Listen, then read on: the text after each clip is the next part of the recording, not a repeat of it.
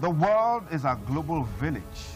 And that's because information travels beyond boundaries. And on This Morning on ITV, we guarantee unbiased analysis on topical issues that will educate you, entertain you. So join us. Join us. Join us. Join us. Join us. Join us. Every Sunday to Thursday, 7 a.m. to 10 a.m.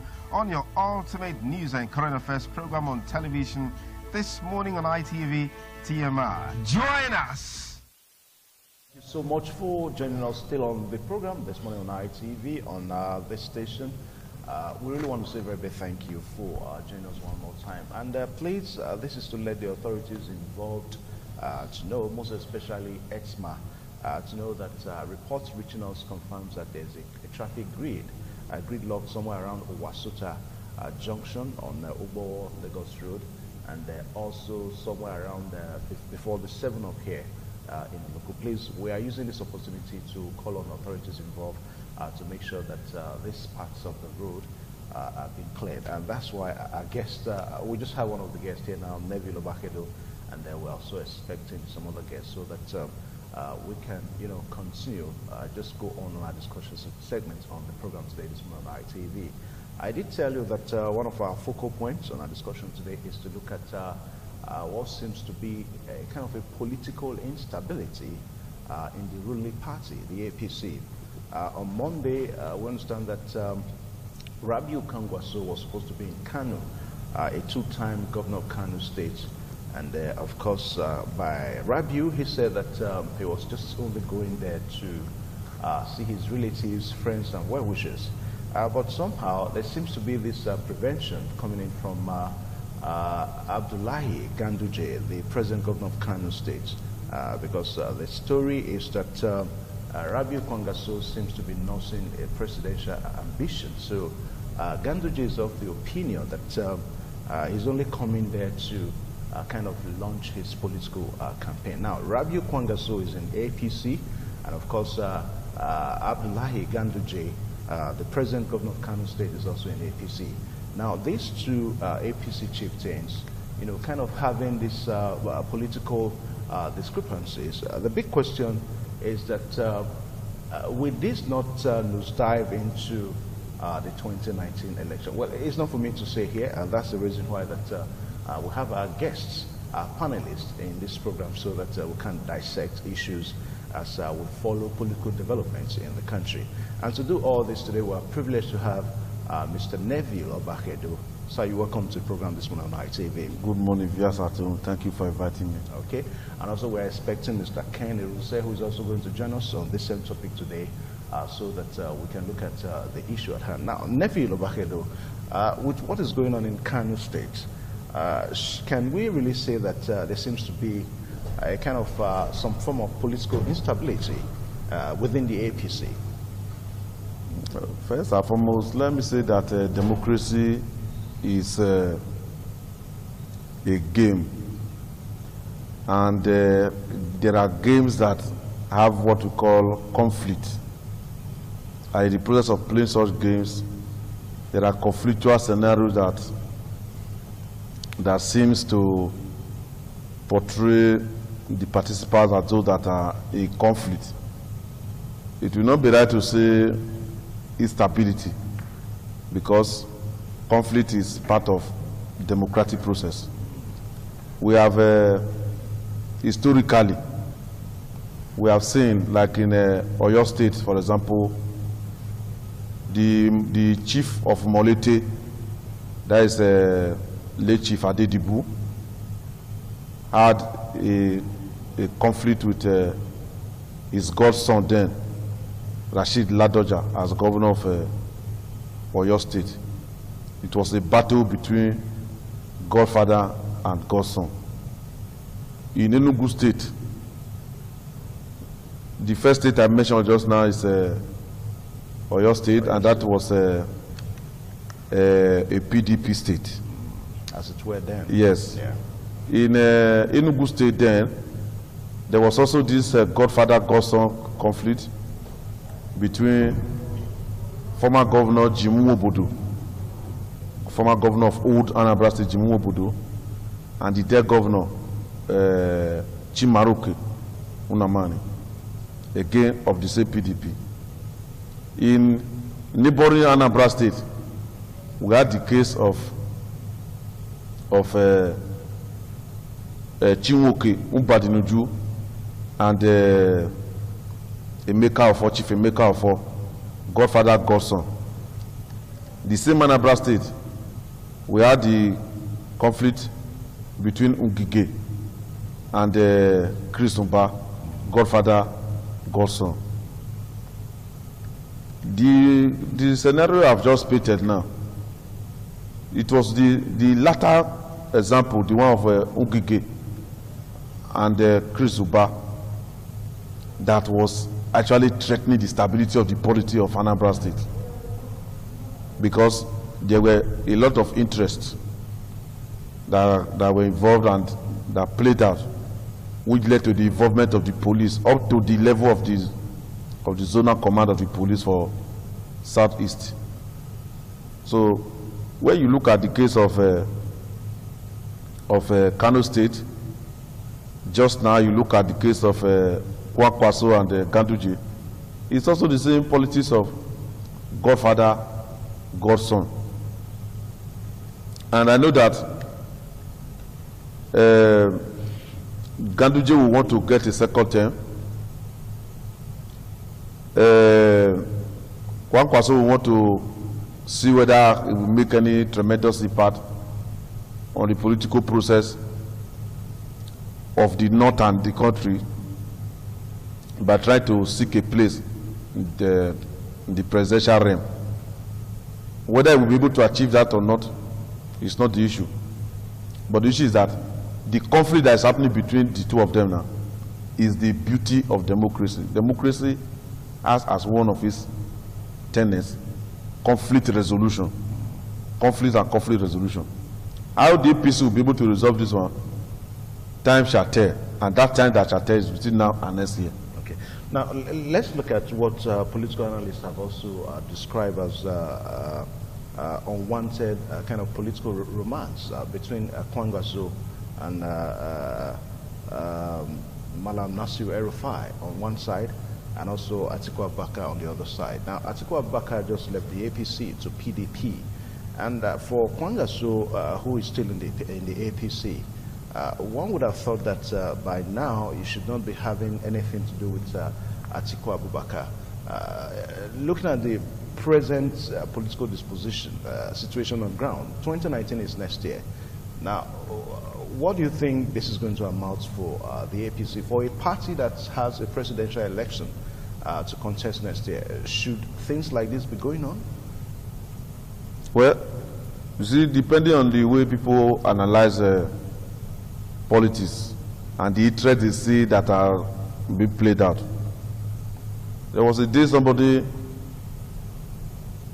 let me not say it's a beer parlor, where I just saw some person I knew at a shop where people just go and buy provision, then people drink beer outside there too. I saw one or two persons that I knew there. I just greeted them as they were calling me, shouting my name, I greeted them. So an issue came up. The issue that came up was the issue of this Masob, Biafra and the rest of them. So even though I was not sitting down with them, I was not drinking with them, I just made my own dispassionate contribution on the subject matter. And one of them said, from what you have said just now, you are PDP. He just said, he said you are PDP. I just laughed. I said, if I'm a member of APC or I'm a member of PDP, as the case may be, and I see an issue that is so glaring, so open, will I not say because of my partisan affiliation I should not say the truth? The answer is no. I say what I've said about the crisis in Igbo land or the crisis in the Southeast is the true position. Any person who wants solution to be found to that problem should take that my line. And so, talking about political interest, then Kwankwaso is having a romance with Atiku Abubakar, or any other person with Atiku Abubakar for that matter, should not bother anybody now, because it is a body language that is sending a message So if the body language of Atiku and the Kwankwaso is sending a message, those that the message is going to affect negatively should sit up. It's just like Olusegun Obasanjo writing a letter to President Muhammadu Buhari, for example, and he is saying that he is no longer partisan, he is not a member of PDP, he wants to remain as a statesman. And then he writes a letter to the president to say, Mr. President, the appointment that you have made so far as related to national institutions in this country shows that you are a nepotic president. You are a president that is, you are playing ethnic politics. You are clannish in terms of the appointment. It's only your people you are putting in positions. Then somebody will say because he has written that letter, the former president is now PDP. He is telling the president the truth. So, and you know, at different fora we have had the opportunity of discussing Nigeria politics, and we say that we have only one party in Nigeria. It's the party of the elite. It can come in the name of APC, it can come in the name of PDP, it can come with any other name. Because when they are contesting for elections, it's PDP versus APC for now. In the various states, they can fight, they can kill in the process of trying to get ticket or to win. But after the winning, for example, those that are going to House of Rep, when they get here, irrespective of their political parties, they are members of different committees. They no longer talk party there. It's only when they have an issue that have to do with political parties that they talk, they say so there. Otherwise, it's not the interest of how to share committees and how to share the booties that come with the committees. That is what they talk about. The same thing with the Senate. So when you now come to the issue of political interest, the politicians in Nigeria are in a game. The game is not guided by ideology. The game is not guided by morality. The game is guided by anything you want to get it anyhow you get it. So long as you are smart enough, they have not committed an offense that can make people to be shooting you. Those that are on the other side. That's the way I see it. Atiku is romancing with, or Kwankwaso is romancing with, they were members of the same PDP before Atiku left, I went to APC. Before Kwankwaso left, I went to APC. And if they have any reason to come together now because of the interest of 2019, there's no law that forbids them from doing so. And I don't think any president that has power should not be using his power as a president to be dealing with them because they want to form an alliance, a secret alliance or now which is not made open. Now, it's reported that for the past 3 years that Kwankwaso has not been in Kano State, and this also bothers. It makes people to ask certain questions. I mean, for you not to have been in your state for the past 3 years, and for somebody that has a presidential ambition, so to say. So, to what extent will this, give him the ambition that he really looks for? I don't want to believe that. I don't want to believe that statement that Kwankwaso has not been in Kano for the past 3 years. But it's what we read on the page of. Yes, I say I don't want to believe. I did say that it was not written there. Are you getting it? Why did I say so? 2015 election was conducted around March or so in 2015. Now, if you count the number of years from 2015 till now, it's not up to 3 years. And the Kwankwaso that we are talking about contested in that 2015 election as a senator in Kano State and won the election, and is now in the Senate. If he was not in Kano in 3 years, where did he now carry out his campaign to go to Senate? Was he doing it in the outer space? Abi, is there Kano State in the outer space? The same Kwankwaso contested with President Muhammadu Buhari, Atiku Abubakar, Rochas Okorocha, and some other persons during the presidential primary of APC in Lagos. He had his delegate from Kano and other places. How did he reach the candidate? He also campaigned for President Muhammadu Buhari after Buhari won the ticket. When Buhari was in Kano to campaign, where was Kwankwaso? Is it that Kwankwaso did not follow them? We have the video clips in Info at ITV here. So for people to now begin to write that, I don't know Kwakwa, I only know him on television. Maybe when I was close to a particular governor, he had the opportunity of coming when I was also president. I saw him one-on-one, but I don't have any close relationship with him. So for anybody to say that, I feel that that is a mischievous statement. Okay. Because it's not true. The APC is said to have a restructuring committee now. Malam Nasir El-Rufai of Kaduna State is the chairman of such committee. Now, if we say that the APC is not in crisis, so why do we have this kind of restructuring committee? In the first place, what do you think the APC is restructuring? The restructuring committee that people are referring to, it's not restructuring of APC that the committee is about. The restructuring that El-Rufai as governor of Kaduna State is heading for APC is the restructuring of Nigeria that people have been clamoring for. That is what is heading. You can go back and check the details. It's the restructuring of Nigeria.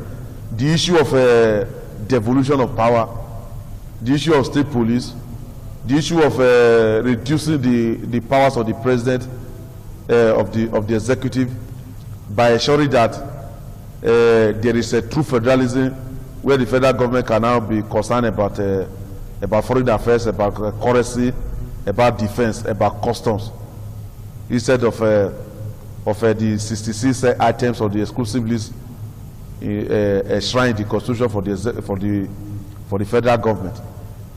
The issue of indigenship and the citizenship crisis or settlers crisis across the country, as the case may be. These are the issues that people have been clamoring for. South people have met. They have come up with their own agenda for restructuring Nigeria. Southeastern leaders, they have met. They have come up with their own agenda. And APC decided that, okay, we as the governing party of Nigeria now, let us come up with our own restructuring so that we will now see where we can give and take for the constitution to be amended in line with the restructuring that Nigerians are clamoring for.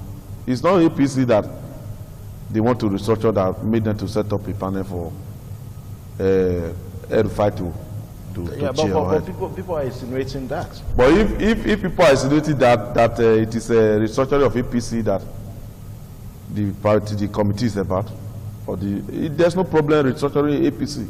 APC is a political party that is made up of former ACN, former CPC, former ANPP, and some other mushrooming political parties that came to join and form APC.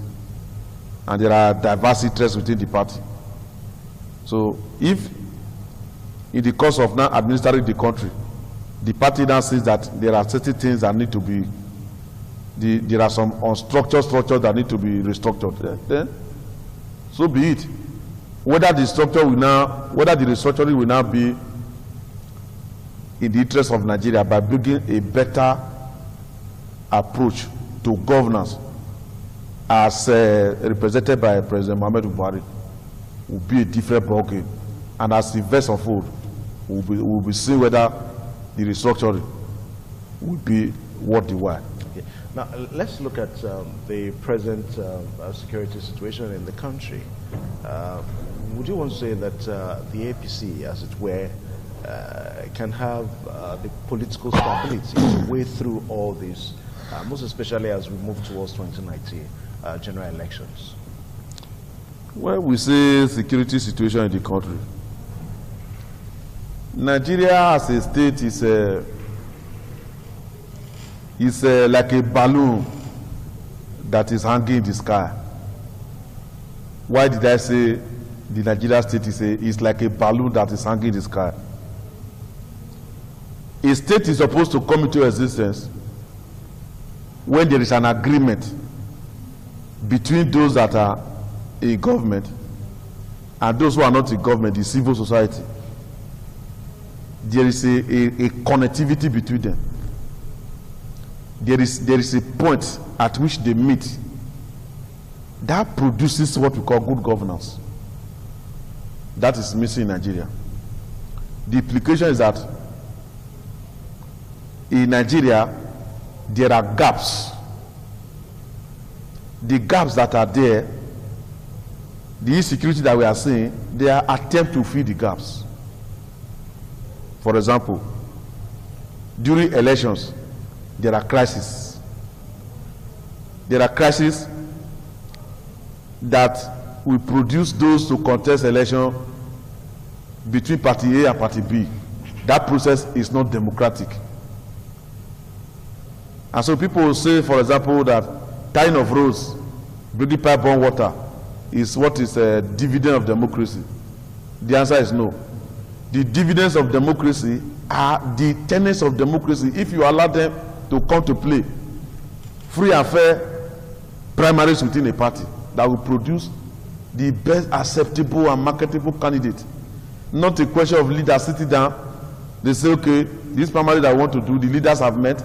It is this one that the leader said will be the one to go and represent us. That is not democracy. That is selection. Now, the result of that process creates what we call legitimacy gap, where the people will not see the person as a symbol of authority and respect. Insecurity tries to feed that legitimacy gap.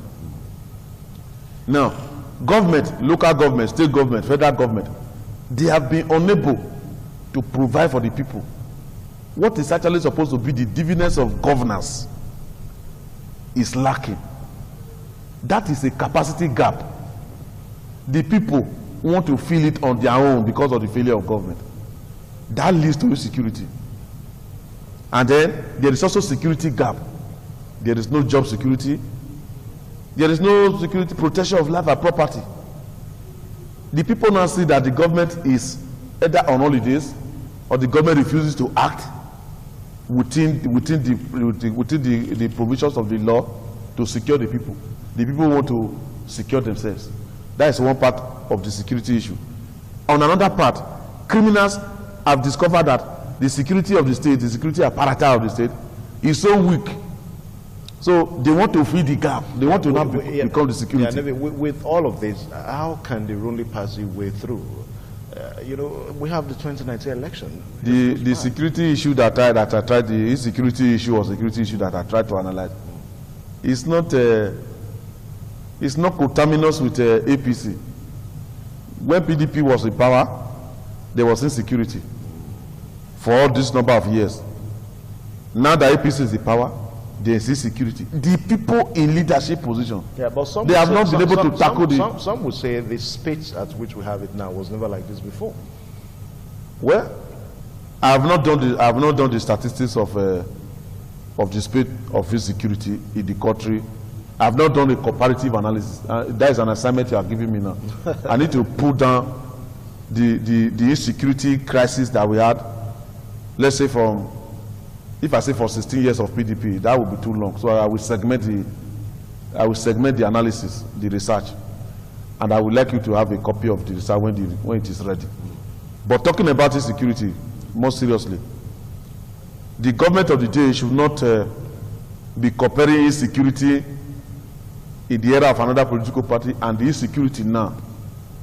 For example, if you now want to compare insecurity during Goodluck Ebele administration and insecurity in President Muhammadu Buhari, you cannot compare them, because Buhari was a general officer commanding 3rd Armored Division, which is like the stronghold of the Nigerian army. Then he later became head of state. So he has dual credentials as a former head of state, army officer, and a former GOC.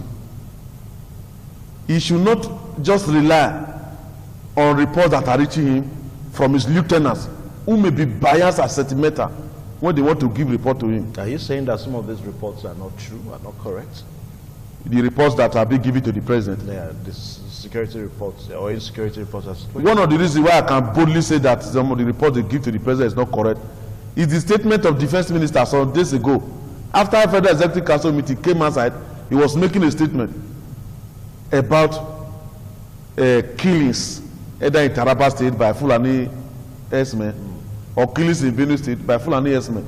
And the statement was that one of the immediate causes of the killings is talking about brutal termination of life, which is punishable under the Nigeria law. And he didn't make any statement about bringing the perpetrators of such dastardly acts to book. Defense minister and a retired one-star general making such a statement in Aso Rock after a Federal Executive Council meeting. It goes to show the type of report that is given to the president as defense minister. So if we were to inform the president that we have a crisis situation that may lead to retaliation, that if Fulani herdsmen have killed, there's the likelihood that these people will retaliate, and the retaliation will be on a larger scale. Mr. President, you have to do something. Deploy soldiers to the crisis spot, ensure that perpetrators are brought to book. And that was what I was expecting a minister that is referred to as honorable minister to say on television, that the whole world was watching him. But I think a reaction to that, about yesterday, the president has come out to give a directive that all killings should stop. So what do you think is the effect of this kind of directive? Giving directive that killings should stop. What of the killings that have taken place? The people who perpetrated the killings are still alive, and they are threatening at various press conferences. They are making statements that there's the likelihood that this killing will continue. It shows that the state has failed. I was talking about security gap just now. If somebody kills and he knows that if he's arrested, he will face justice, and that he will pay the price for killing, he will not do that. If you say the state has failed now, does that not have a kind of a ripples effect on the stability of the APC? I mean, they are in charge of the rule of. No, if you say the state has failed, it's not the political party that is in power that has failed. But you cannot remove the as it's where now. You can't remove the political party from the Nigerian state as it is now. Yes, when I say the state has failed, we now have to look at the definition of the state. The state failure has been on. No, we're not looking at the concept of the definition of the state. Okay. We are looking at the. You are looking at the managers of the state. The management of the state itself. Yes. Which to some people see as government or as governance. So if we say, just like what you have said, that the state has failed, is that not an implication also that there's no stability in the ruling party now? We cannot say there's no stability in the ruling party. If you say yes, the state has failed, the leadership of APC in Nigeria for now may not have been able to tackle the issues of security the way that is expected. Well, I can give it to you. But when you say instability, there's no instability within the APC. Mr. Ken, you're welcome to the program this morning on ITV. Thank you so much. Yeah. So we started off by looking at the brewing crisis in Kano. And for some political analysts, it's something that is capable of spreading to other parts of the nation as it relates to the APC between Ganduje and Kwangaso. So I don't know what to make of this. It's to me, what is happening now in Kano State is expected. The reason why APC, as at the time it was formed, was an amalgamation of string bedfellows who came together for the sole purpose of taking power at the center. They had no ideology, no political relationship, as it were, before that marriage was consummated. So it was only a matter of time before the bubble will blow. So what we are experiencing now is as a result of these perceived strange bedfellows who were fused into one party for a sole purpose of taking power, haven't taken power, they are now at each other's neck, trying to take the better part of, the system. So, what particularly surprises me about the Kano issue is because the president governor was the deputy governor to Kwankwaso in the first time he came as governor, and even the last time he was governor. So I had expected a very good working, harmonious relationship between the two of them. So for a fact that they are now at each other's neck, it's surprising, but all the same, it also shows leadership failure in the ruling party, APC. It is obvious that from the onset, when they took over the realms of affairs of this country, 2015, the party didn't have the mechanism to hold its members together. There were no set rules and regulations that would have guided members of the party. That was also as a result of the haste in forming this party, because it was a hasty decision in the sense that, like I said earlier, it was the purpose was just to take power at the center.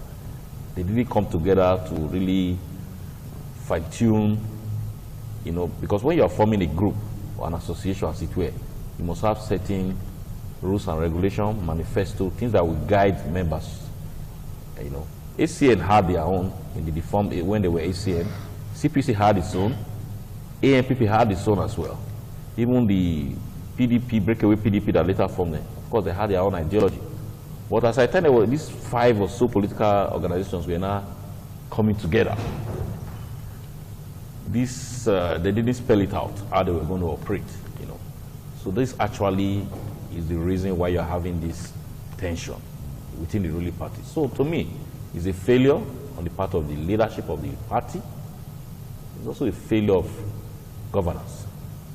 Because when you have as at the time you have be able to take power at the center, we expected that the president should have taken the initiative, the direction, and the other members of the party, irrespective of which position you're holding, whether being a governor, senator, would just naturally follow suit. But that was not to be, because at the inception, so the governor and the president showed some bit of bias when the issue of the Senate presidency and all that came up. He was not particularly in support of the present Senate President, Saraki, and that's really affected the party to even till now, we're still experiencing that friction, because they had a strained relationship, because Saraki eventually emerged with the tactical support of the PDP senators there. And from onset, from that time onwards, there have been this very strained relationship between the presidency and the Senate, and this has also affected other organs. So that shows that there's no discipline in the party, and that is attributable to the leadership of the party, one. Then the number one leader of the party obviously is the president, so he's supposed to take the initiative to ensure that party members are disciplined, you know, they fall into line with his vision. Okay, let me pause you so that, because I saw Neville Obakedo jotting down some notes there. Now, this state now, Kano, I remember during the last presidential election, Kano State was one of the states whereby APC pulled one of the highest votes. And of course, we also understand that similar crisis seems to be brewing also in Kaduna between Malam Nasiru El-Rufai and a certain APC chieftain there. Now, for these two states that probably gave this administration the highest votes, so for us to be having crisis coming from that part of you know, the country now, Neville Obakedo, does it mean well for the APC party? When you say crisis in intra-party crisis, as it were, I started this discussion this morning by saying that one essential and irreducible element of democracy and democratic governance is conflict and conflict resolution. And I went historical by giving you examples of states where you have had intra-party conflict as a result of the godfather-godson relationship. And I remember I talked about Adedibu, the chief of Molete and Ladoja. I talked about Anambra, and I mentioned the case of former governor Chinwoke Ubadinuju. and Chief Emeka Offor. I mentioned the case of Ungige and Chris Uba. I mentioned the case of Enugu State. I talk about Tunamani and Jimu Obodo, as the case may be. And now you have asked me a question now about Kaduna State and Kaduna State, and again you are situating the question within the context of intra-party politics. Now, for intra-party conflict, the party should have a mechanism to resolve it. I will give you an example just now.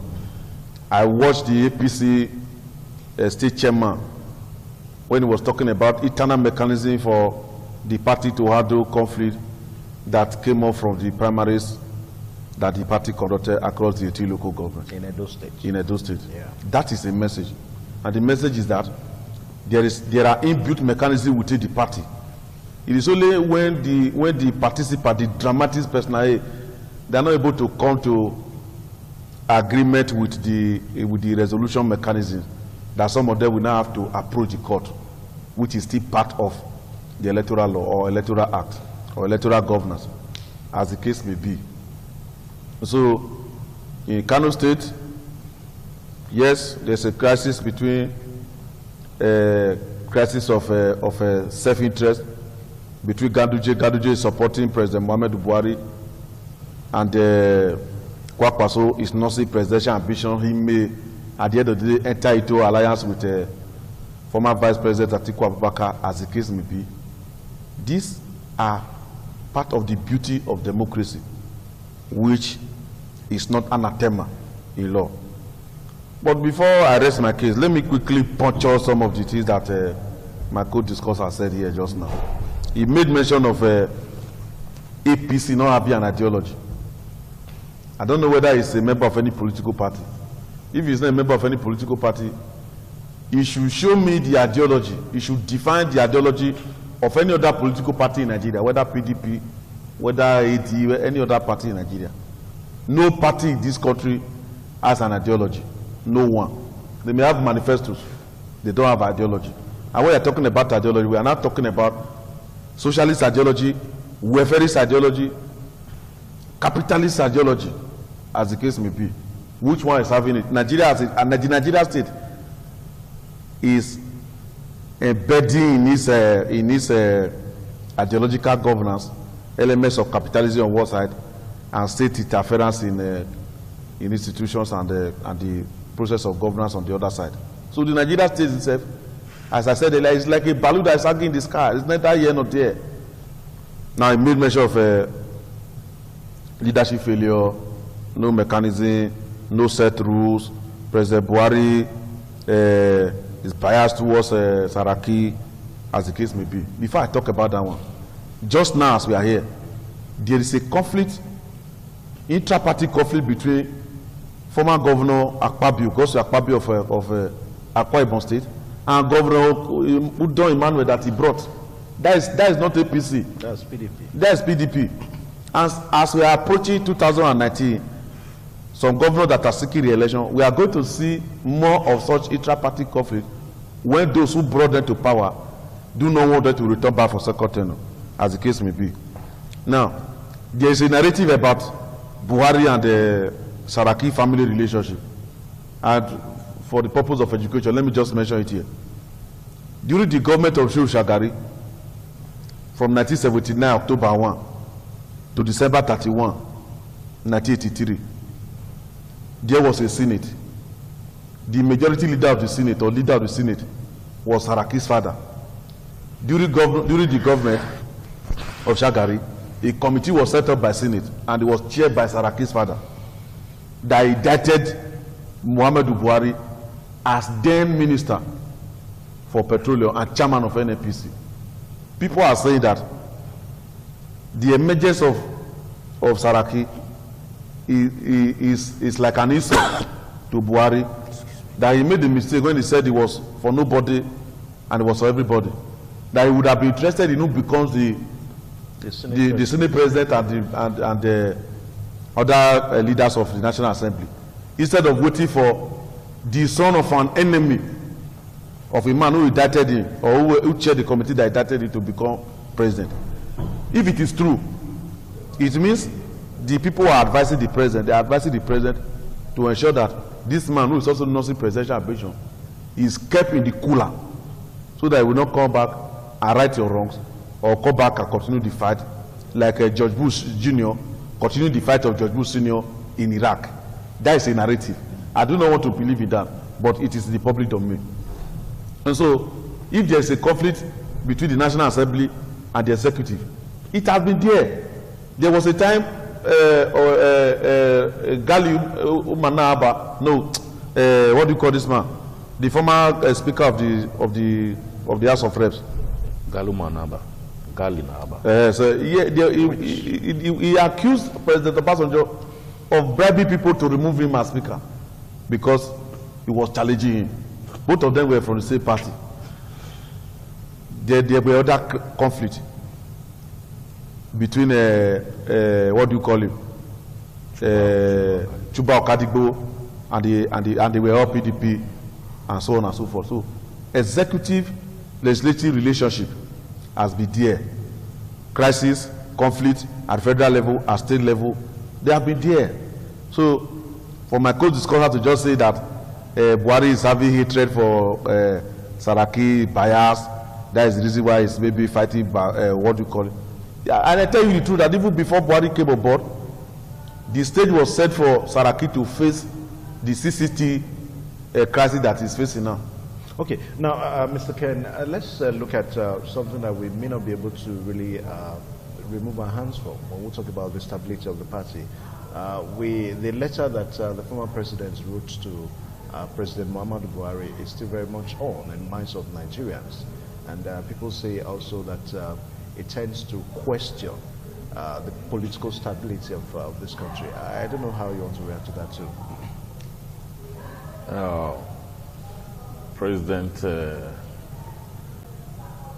Obasanjo, another statesman, former president, former head of state, in his wisdom, decided to write a letter advising the incumbent president, Muhammadu Buhari, not to seek re-election in 2019. And he emphasized the reasons why.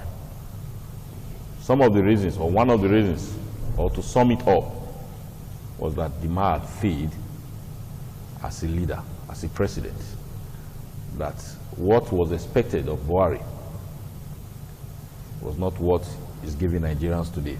That the change that he promised with so much fanfare and so much propaganda in 2015 or during the 2015 elections, obviously we are seeing a retrogressive change.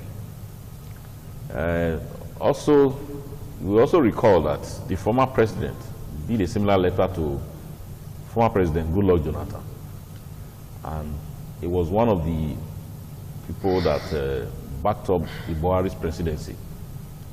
He supported Buhari with all that he got. In fact, he went to the extent of tearing his PDP card in public, all to discredit Jonathan's government at that time. And he made a lot of allegations against Jonathan then as well. Excuse me.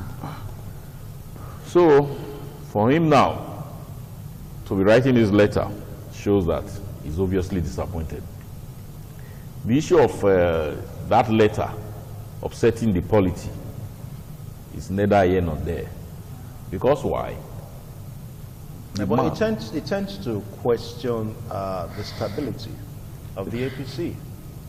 Yes, to that extent I will agree with you. Yeah. But you also know that Obasanjo is not a member of APC. He made it clear from the beginning that he's no longer in partisan politics. All he's doing as an elder statesman is to advise when appropriate. Give advice, criticize when necessary, and support the government when the government is doing well. So he took his time. Over the last 2-3 years, he had not really made comments as regards the government. Perhaps he was taking the time to study the government, if the government will organize itself properly to face proper governance. But obviously the man became disappointed after almost 3 years in governance. In fact, he had to write the letter. I'm sure before Obasanjo made up his mind to write that letter, he must have done a lot of consultation with some well-meaning Nigerians, some stakeholders, and all that. And he came to that conclusion that this man failed woefully. So rather than seeing this letter as being a disadvantage to the polity, I think rather it's a clarion call for Nigerians to wake up and see the reality that the present government of Muhammadu Buhari had failed woefully. It is not clear that it is easy or it is easier to criticize the government in power. But when you are saddled with such similar responsibilities, your abilities or your inabilities will not be exposed to the public domain. So that's what we are seeing right now. Failure of governance at all levels, be it security. Before I came, I heard when my friend was talking about the Minister of Defense, the kind of utterances he was making as regard these Fulani herdsmen, issues. It shows a lot of failure in the system, So Obasanjo, having been there before, obviously knew what he was doing. He must have been very disappointed. If the government was actually doing well, or even doing better than the last administration, I'm sure Obasanjo wouldn't have done such a letter. But it became glaring to the man, the old man, that angel is better than the devil so they say, is better than the angel you don't know. That the former government, in terms of development, in terms of focus, leadership, in terms of growth in the economy and all that, is far better than what we have now. In fact, this government, as represented by Muhammadu Buhari, has taken Nigeria 30 years backward. Okay. So Obasanjo did well, even though I never supported I've never been a fan of Obasanjo, but on this issue of the letter I just wrote to Buhari, I think he did well, he did the right thing. Let me pause you, you've said it. Now, Neville Obagedo, you're always right, wanting to fire back, so I'll give you the time now. Meanwhile, we'll have to wrap up now because of our time. Just go ahead, Neville.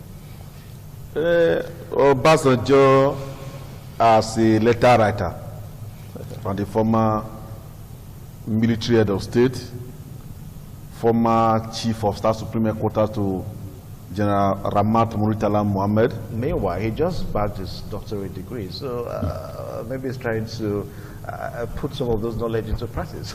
Then a former civilian president. Let me say that Obasanjo was the one who brought Muhammadu Buhari to limelight.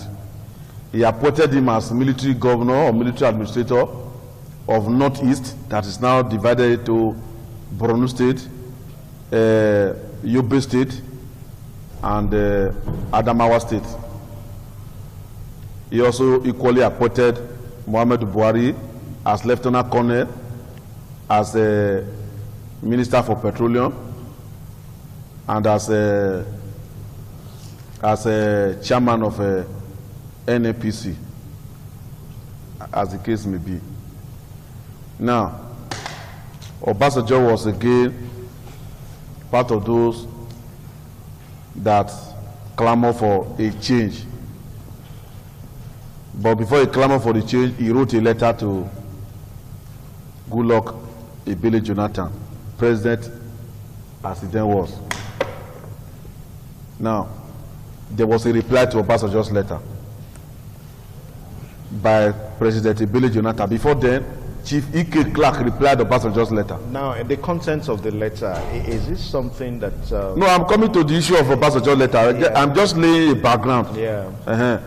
So, the atrocities of Obasanjo's administration for the period that he was a civilian president were rolled out. No, we're looking at the letter now, not Obasanjo's administration. Now, he talked about the letter because we're looking at the stability of the ruling party. Yes, I'm coming to that. It's just like when you go to court. Yeah, if you read through the letter, it tends to also question the political stability of the ruling party. Yes, I'm coming to that. I'm coming to that. Now, E.K. Clark replied, and President Ebele Jonathan also replied. Now, if you now go back to the period, you will agree with me that the period that Obasanjo was president and leader of a PDP, up to the time that he now tore his card as a member of PDP, the party was in serious crisis. Are you saying that that later led to the emergence of new PDP? So parties in power that do not manage their crisis well, there used to be a split. And if you take a look at judgment of Supreme Court of Appeal, you will see most of them that have to do with in recent time, that have to do with the crisis in PDP, up to the period of McCarthy and what do you call this former governor of Borno State, Ali Modu Sharif. That is, by the way, let's come to the letter of Obasanjo to President Buhari. To me, that letter was like an advice. Okay. And I believe from press statement from the presidency that they have taken that letter in good faith. Now, when we say it's an advice, Neville, yes. If the ruling party were to be stable, yes, politically stable, yes, stable in the sense that you know, carrying the affairs of this country without problems here and there, do you think that that letter would have come up? Whether the letter would have come up? Yeah. I don't know what was the mind of Obasanjo to write letter, because the letter that is writing to Buhari and advising Buhari not to seek re-election. Advising him not to seek re-election. That one doesn't have anything to do with instability of a party or instability of a nation. It's an advice. Yeah. It doesn't mean that Buhari must take the advice, because Buhari is at liberty, legally at liberty to seek re-election. I is not dependent on congressmen of APC delegates to now say we are going to vote for Buhari in the primaries of APC, or we are not going to vote for him. So if there is a Congress and Buhari is picked as presidential candidate of APC, has he not rubbish the content of the letter that have to do with seeking re-election?